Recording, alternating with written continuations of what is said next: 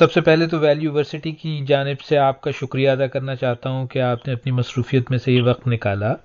ہم اس سے پہلے کہ اس بارے میں بات کریں کہ آپ نے اردو ادب کے لیے اب تک کیا خدمات انجام دی ہیں، میں چاہوں گا کہ ہمارے سننے والوں کے لیے آپ ہمیں پہلے اپنے بارے میں کچھ بتائیے. بہت شکریہ آپ کا جناب، اور شارق صاحب آپ نے یاد کیا اور عزت افزائی کے لیے میں شکر گزار ہوں.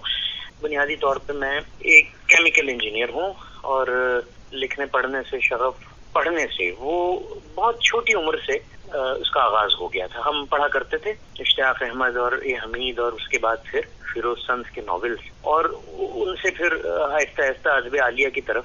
تو یہ یعنی جب سلسلہ یہ کبھی تھما نہیں. کتاب سے جو ایک لگاؤ اور وہ ہے، وہ فطری شروع سے جیسے خون میں ہو اور ساتھ ساتھ چلتا ہو.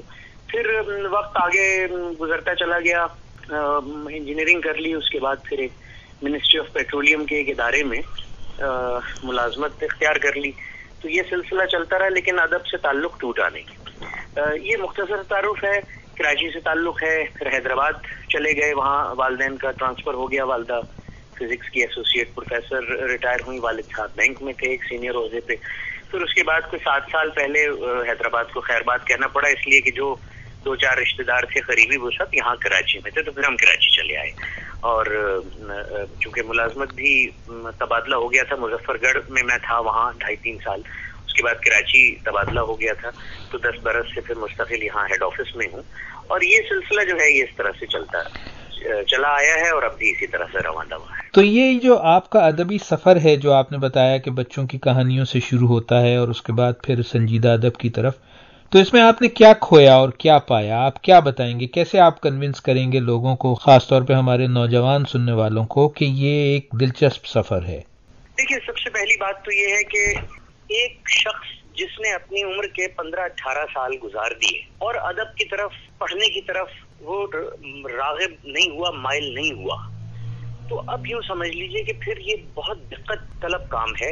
یہ ایسے ہی ہے جیسے مجھے کوئی آج کہے کہ بھئی آپ انگریزی ادب بھی پڑھیں. اچھا، ہم نے نہیں پڑھا، اس لیے نہیں پڑھا کہ وہ جس عمر میں پڑھنا چاہیے تھا وہ عمر گزر گئی، اور ایک مڈل ایج میں ہم آ گئے، اور جس وقت پڑھنا چاہیے تھا اس وقت توجہ اس بری طرح سے دیوانگی طاری تھی اور اردو کی جانب، اور وہ کہ اس طرف اس کو ہم نے درخور اتنا نہیں جانا. تو یہ میں یہ سمجھتا ہوں کہ یہ جو آپ کا سوال ہے نا، اس میں لوگوں کو سب سے پہلے تو بنیادی رشتہ زبان سے ہے. اب وہ چاہے کہیں بھی رہ رہے ہوں، دنیا کے کسی بھی حصے میں رہ رہے ہوں. میں تو یہ تک کہوں گا کہ ہندوستان میں بڑی اچھی اردو بولی جاتی ہے جناب. وہاں سے میں دیکھتا ہوں کہ لوگ جو ہیں، وہاں ٹی وی چینل ایک آتا تھا تو ہم یہ دیکھتے تھے کہ بڑی امیکولیٹ، بڑی بے داغ، بے عیب، با محاورہ. اور ہمارے ہاں جو حال ہے اس کا بھی آگے چل کے میں ذکر کروں گا کہ علامہ الحفیظ، تو جس کو آپ کہتے ہیں کہ ہم اس کے وارث ہیں اور یہ تہذیب ہے ہماری، وہاں جو زبان کا حال ہے. تو بیرون ممالک میں حیرت انگیز طور پہ بہت سارے ایسے خاندان ہیں جو اردو جنہوں نے بچوں کو پڑھائی ہے، اور وہ بچے ان کے بہت اچھی طرح سے، لیکن یہ صورتحال ایسی ہے کہ اس میں تعداد کم ہے. اب دیر آیت درست آیت والی بات کہ ایسے لوگ بھی ہیں جنہوں نے بچوں کے ناولوں کو ان کی تلاش میں کہیں وہ بھٹکتے انٹرنیٹ پر جا نکلے، اور وہ میری اپلوڈ کی ہوئی کتابوں تک پہنچے، اور پھر ان کو پڑھا، اور ایک کے بعد ایک وہ پڑھتے چلے گئے، اور پھر اس کے بعد مجھ سے رابطہ کیا. بلا مبالغہ سینکڑوں لوگ اب تک رابطہ کر چکے ہیں. تو یہ تو کھونے والی تو بات ہی نہیں ہے جناب. اس میں تو سب ایسا ہے کہ آپ کے ہاتھ گویا خزانہ لگ گیا ہو جب ایک دفعہ آپ اس کے عادی ہو جاتا ہے. اچھا، اب آپ نے تذکرہ کر ہی دیا، اور ہم تو بخوبی واقف ہیں آپ کی جو خدمات ہیں اور جو اردو ادب کے لیے اور اردو زبان کے لیے آپ نے کی ہیں، اور جس طرح سے اسے ڈیجیٹل دور میں محفوظ کرنے کی کوشش کی ہے. مگر میں چاہوں گا کہ آپ ہمارے سننے والوں کو بتائیں کہ آپ کے ذہن میں ایک تو آپ نے کیا ہے، یعنی اب تک آپ کا کنٹریبیوشن، اور پھر یہ کہ یہ آپ کے ذہن میں اس کا خیال کیسے آیا. جی، میں اس میں یہ عرض کروں کہ کتاب لکھنؤ میں بات ہو رہی تھی تو وہ کہنے لگے کہ آپ اخبار سے، وہ لوگ آئے اور ان کا رابطہ کیا انہوں نے، تو وہ بات میں دہراتا ہوں. وہ بڑی مزے کی بات ہے. میں نے ان کو کہا تو وہ ہنس پڑی تھی خاتون اس بات پہ کہ بھئی ایک کتاب آپ کے پاس ہے اور اس پہ آپ پھن کاڑ کے بیٹھے ہوئے ہیں. تو دنیا کو کیا فائدہ؟ آپ کے پڑوسی کو بھی کوئی فائدہ نہیں ہے، دنیا تو دور کی بات ہے۔ بڑے لوگ ہیں ایسے، ہم نے اپنی زندگی میں دیکھا، اور ابھی بڑے ثقہ قسم کے لوگ ہیں، کتاب کی مجال ہے کہ جناب ہوا بھی لگنے دیں۔ اچھا اب یہ صورتحال جو ہے نا، اچھا وہ بھی کچھ اتنے غلط نہیں ہے، وہ یہ کہتے ہیں کہ وہ تو بیوقوف ہے وہ شخص جس نے کتاب پڑھنے کے لیے دی، اور اس سے بڑا بیوقوف ہے جو اس کو واپس کر گیا۔ تو گویا کہ آپ اس کو کسی کو اس کو شکل ہی نہ دکھائیں۔ لیکن جناب بات یہ ہے کہ جب انسان خود اس کرب سے گزرا ہو، کتاب کی تلاش کا کرب بھی ایک کرب ہے، اور بھی بڑے دنیا میں مسائل ہیں اور بڑی تکالیف ہیں، لیکن میں سمجھتا ہوں کہ یہ جو بے چینی ہے اس میں ایسے بھی لوگ گزرے۔ ایک صاحب تھے ملتان کے، عبد المجید قریشی، وہ انہوں نے جو قصہ لکھا کہ وہ اس کی بے چینی، وہ ایسے بے چین تھے کہ صبح 4 بجے وہ ریلوے اسٹیشن کتاب کی تلاش میں پہنچ جایا کرتے تھے۔ تو قصہ مختصر یہ خیال ہی آیا کہ ان کو اسکین کیا جائے، لیکن اب اس میں کاپی رائٹ انفرنجمنٹ جسے کہتے ہیں جی، یہ ایک جو قانون ہے اس کی پاسداری بھی لازم تھی، اور یہ ابن صفی صاحب کے جو صاحبزادے ہیں ہمارے بڑے کرم فرما ڈاکٹر احمد صفی، انہوں نے یہ تھوڑا سا ہمیں سبق دیا شروع میں۔ وہ ایک لغزش کی طرف میں مائل ہو گیا تھا اور کر بیٹھا تھا، تو وہ کہنے لگے بھائی اس کا خیال رکھیں۔ تو ایسی کتابیں جن کے مصنفین اس دنیا میں نہ رہے، ان کو منتخب کرنا، یا وہ ادارے ختم ہو گئے یا وہ کاپی رائٹ کے زمرے سے باہر نکل گئیں، ان کو منتخب کیا جائے، ان کو اسکین کیا جائے۔ یہ کام دیوانگی کے بغیر نہیں ہو سکتا تھا۔ وہ بھی طاری کر لی، یا کچھ خود ہو گئی، کچھ طاری کر لی، اور مقصد یہ تھا کہ دنیا میں کہیں بھی بیٹھ کے انسان لفظ لکھے اس پہ، اس کا انٹرنیٹ پہ، گوگل پہ، اور وہ کتاب اس کے سامنے آ جائے۔ تو 1 2 3 4 پھر ہمت بڑھتی چلی گئی، اس میں جوینائل لٹریچر بھی شامل ہو گیا، یعنی ادب الاطفال بھی اس میں شامل ہو گیا، سینکڑوں ناول اس کے بھی جناب منتخب کر لیے۔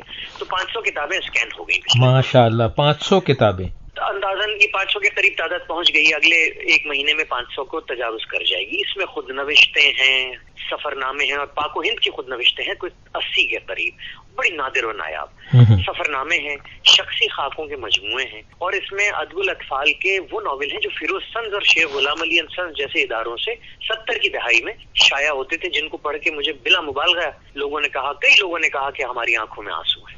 سمجھتے تھے کہ ہم یہ دیکھ پائیں گے اپنی زندگی میں، تو وہ 262 کے قریب یہ تعداد ان کی ہے، تو یہ ملا کے 500 کے قریب یہ تعداد۔ اچھا، میں آپ سے یہاں پر اپنے سننے والوں کے لیے خود اپنا ذاتی تجربہ اس سلسلے میں شیئر کرنا چاہوں گا۔ میری عمر کوئی 14 یا 15 سال کی تھی۔ میں نے ایک کتاب پڑھی تھی جو کہ سنجیدہ ادب کی شاید میری پہلی کتاب تھی، کرشن چندر کی میری یادوں کے چنار، اور اس کتاب نے مجھ پر بہت اثر کیا، اور میں بڑے عرصے تک اس کتاب کے زیر اثر رہا، اور پھر وہ کتاب وقت کے ساتھ ساتھ ادھر ادھر ہو گئی، اور پھر وقت گزرتا گیا۔ ابھی پچھلے دنوں، یعنی کوئی تقریباً 30 برس بعد، 25-30 برس بعد، مجھے وہ کتاب، آپ کی اسکین کی ہوئی کتاب اسکرپٹ پہ، جو کہ ایک پورٹل ہے، وہاں پہ مجھے وہ کتاب ملی، اور میں نے وہ کتاب دوبارہ پڑھی۔ آپ یقین کیجئے وہ ایک بہت ہی خوشگوار تجربہ تھا، اور مجھے ایسا لگا جیسے میں اپنے 14 یا 15 سال کی جو عمر میں جو میں تھا،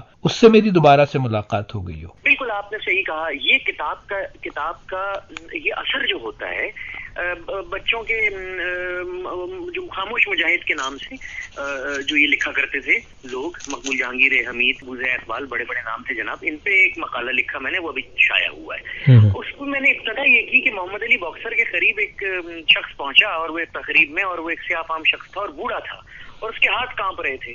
لرزتا ہوا بڑی مشکل سے وہ پہنچا اور ہاتھ پکڑ لیے اور رونے لگا، اور اس نے اپنی رندی ہوئی آواز میں کہا، میں تمہیں آج بتانا چاہتا ہوں کہ تم آج بھی میرے ہیرو۔ تو یہ فکرہ میں نے اس میں کوٹ کیا، نقل کیا، میں نے یہ ان لوگوں کو مخاطب کیا جو ہمارے لیے لکھا کرتے تھے، ہم بچے تھے اس وقت، اور اب لاکھوں لوگ ایسے ہیں جو بڑے ہو گئے ان ناولوں کو جنہوں نے پڑھا، لیکن آج تک ان کی یاد جو ہے وہ دل سے نہ بھلا پائے۔ یہ عمومی ایک میں بات کر رہا ہوں، اس کا اطلاق جو ہے وہ سب پہ ہوتا ہے، ہر اس کتاب پہ ہوتا ہے جو انسان نے اپنے بچپن میں پڑھی ہو، اور پھر گویا ایسا لگتا ہے کہ 30-35 سال گزر گئے، پھر کہیں سے آپ کو وہ کتاب ملی، تو گویا کہ آپ کوئی نئی زندگی مل گئی، آپ جی اٹھے، آپ کی خوشی کا ٹھکانہ نہیں رہا۔ میں آپ سے عرض کروں کہ کوئی 1.5 لاکھ لوگ اب تک ان کتابوں کو پڑھ چکے ہیں اور ڈاؤن لوڈ کر چکے ہیں، اور یہ سلسلہ بڑھتا چلا جا رہا ہے، اور کوئی دن ایسا نہیں جاتا جب دنیا کے مختلف حصوں سے لوگ کسی نہ کسی کی ای میل نہ آئی ہوئی ہو جس میں یہ کہا گیا ہو کہ جناب یہ کتاب ہم 10 سال سے ڈھونڈ رہے تھے۔ وہ آپ والی بات میں دہراؤں گا، یہ کتاب ہم 15 سال سے ڈھونڈ رہے تھے یا 3 سال سے ڈھونڈ رہے تھے، یہ ہمیں مل گئی،